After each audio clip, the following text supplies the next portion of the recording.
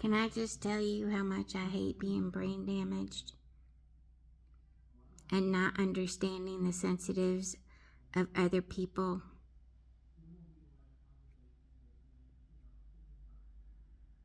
I can understand people that have issues, but people that don't.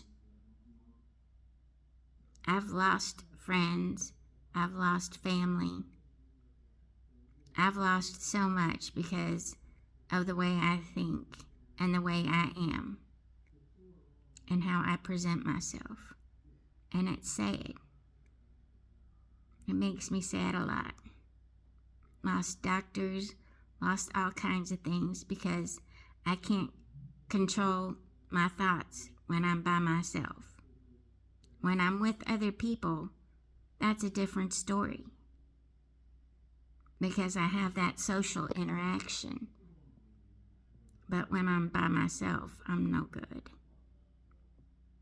It makes me sad. I was hoping I could help some kids that are neurodivergent work through some of the things that they have to and be culturally sensitive to them.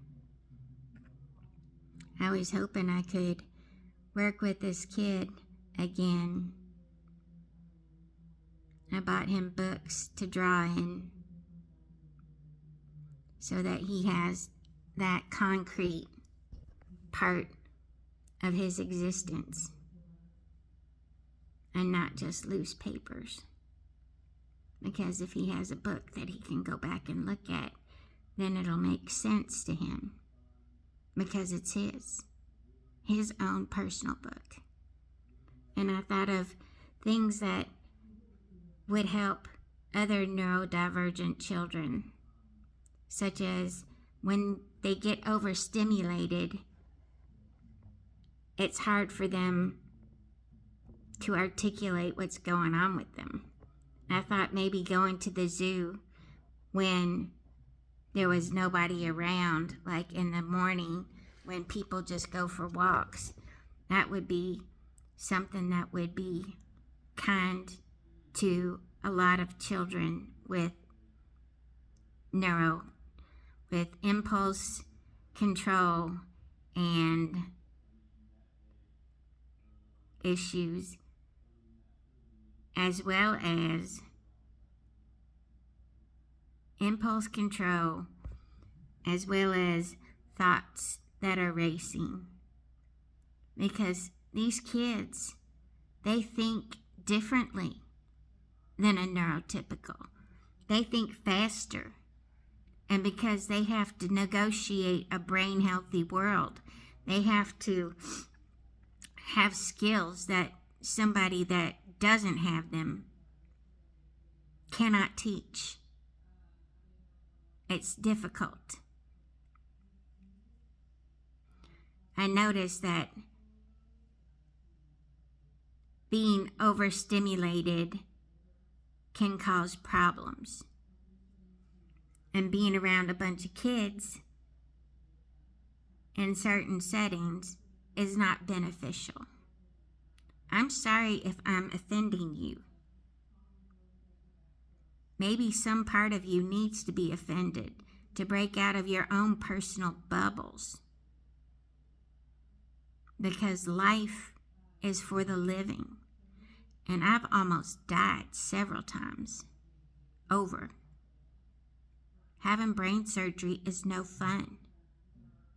Having a rotting septic tube in my gut for 7 years of bad luck when my husband died during that time. That really sucked. I'm trying to control my mouth, which is difficult. When I'm around other people, it's not an issue. Because I'm sensitive to such things. Just like I'm culturally sensitive to people that speak with a different dialect because it makes things more interesting. And I don't mean to be offensive about noticing people with cultural differences. I I think that's the flavor of life. That makes everything brighter. But I was thinking of things to do with some kids so that they feel more comfortable being around other people. Because most of these kids are going to end up like me, working in IT, working alone, being mostly by themselves, so that they don't disturb the sense of other people's calm.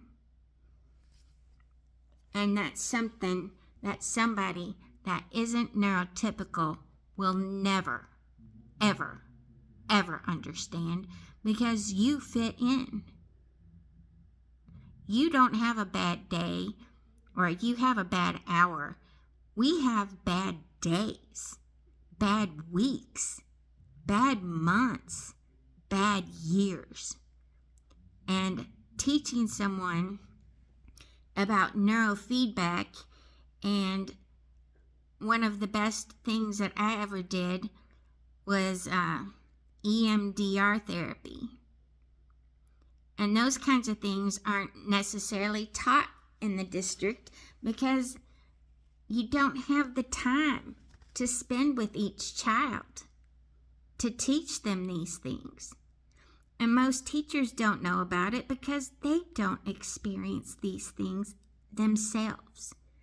And how can you expect to try and teach someone how to live their lives if you have no frame of reference for their plight, their difficulties? I always have a hard time understanding adults because their motivations aren't like mine. My father used to cuss around me like a sailor. That's one of the reasons why I use the strong language that I use, is to take it so it's not so sensitive. Take words that are used to describe women and turn it around and show something positive. Understand how you don't have to be. You can be some of those words and not be offended yourself because somebody's calling you that. Somebody's making a joke about that. There's so many things. I would love to be president. And if I were, there are so many things that I would change in a heartbeat. In a heartbeat. That could change the world like I already have. And if you can't see that I've changed your lives by looking at Facebook, by looking at Instagram, my neurodivergent ass, my ideas of what the future should be like, what it should look like, those are mine. Do you think somebody that hasn't? Who else in the world can say that? In the world. Nobody. I'm the only woman, the first woman to keep a blog online that's still available today. I started off as oneopinionatedbitch.com because these engineers were making fun of me. And I was like, I didn't know what to think. I wanted to make my mark because this engineer said I went to the College of Arts and Crafts. So I learned HTML. And that's how I got my start doing these things. If your sensibilities are offended, then I guess you shouldn't keep me on as someone that kids can look up to and understand and be interested in them as a part of their lives. Make a change, make a difference. That's just me in a nutshell.